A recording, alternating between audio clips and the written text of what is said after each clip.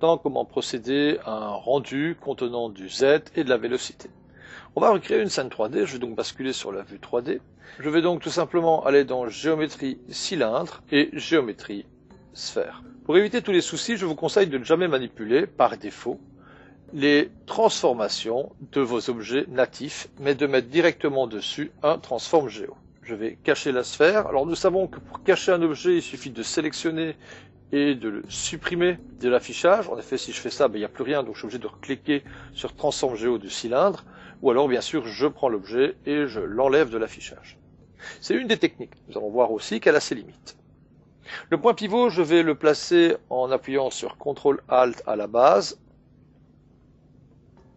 remonter l'objet, déplacer, le mettre ici, CTRL C le transform géo, CTRL V je connecte, CTRL V, CTRL V, CTRL V et CTRL V. Je prends celui-ci, je déplace, je prends celui-ci, je déplace sur la ligne, et je continue ma distribution de cylindres dans l'univers 3D. Je fais pareil de l'autre côté.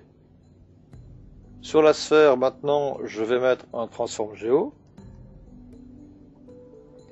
Et nous remarquons que dès que j'ai mis un transform géo, un des cylindres a disparu.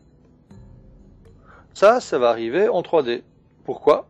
Parce qu'en fait, les propriétés sont limitées. Bilan, je suis arrivé à mon quota. Et donc, si par exemple, je veux voir ce transform géo, ce cylindre, directement, les autres objets risquent de disparaître à leur tour. En effet, la limite est de 10. Je vais augmenter cette limite pour être plus rapide à 25. Et je reclique comme ça sur les transform géo qui me manquent. Et je peux comme ça afficher jusqu'à 25 géométrie 3D. Cette sphère, je vais la placer à cet endroit. Et je vais animer une rotation et une translation. Sur transform géo, sur le premier frame, rotate, je me mets ici, je fais 7 keys car j'ai besoin de tourner sur les différents axes. Et le translate aussi, 7 keys. Sur le frame 100, je vais demander que sur l'axe X, elle tourne de 900 degrés. Donc ma sphère va tourner comme ça de 900 degrés.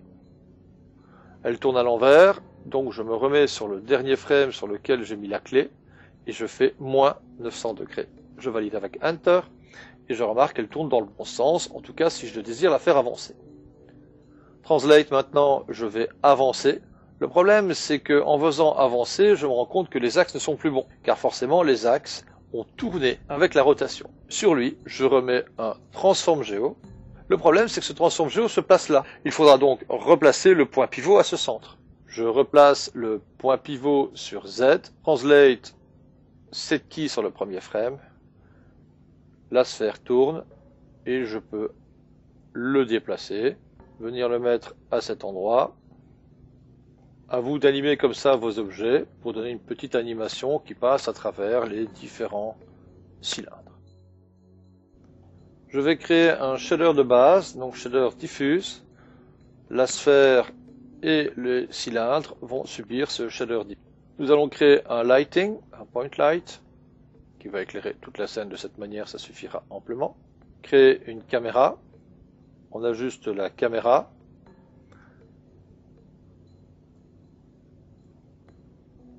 On regarde maintenant si la vue de la caméra est judicieuse et ce que ça donne en animation. Je sélectionne la caméra et je vais animer le Z de la caméra. Uniquement le Z, donc je me mets sur la zone Z, je fais 7 keys et uniquement le Z sera animé. Je me mets sur le dernier frame et je modifie les valeurs de la caméra en animation. J'ai un mouvement caméra et un objet qui est animé. Le point, les transforms et toutes les transforms géo qui sont là, ainsi que le dernier transform géo, je vais tout sélectionner. Je sélectionne tous les transforms géo, le point light, tab et je tape le mot scène.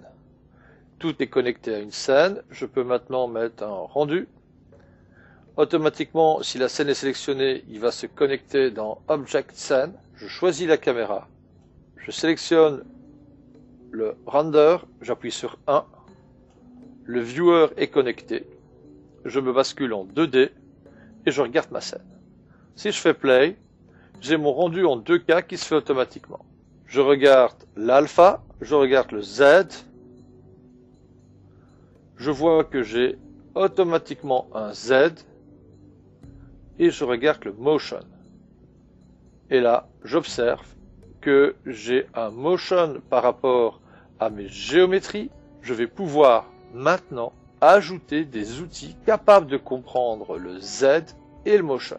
Nous allons voir maintenant comment on peut utiliser ça pour faire des effets post-production relatifs à la 3D dans Nuke.